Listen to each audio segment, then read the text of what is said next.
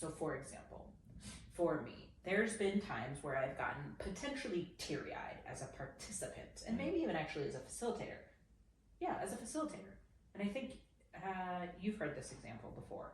I've gotten teary-eyed because I've recalled a time when we're talking about equity, diversity, inclusion, where I called a family member, went into the parking lot of a place I was working, and I called a family member.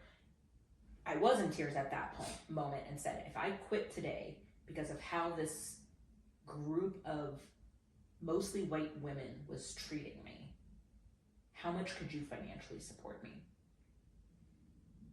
Those were emotions coming from being excluded.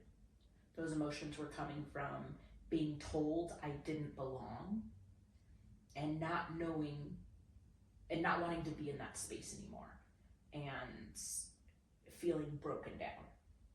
So the why of those emotions were because I was being excluded as a woman of color, historically and traditionally to marginalized identities.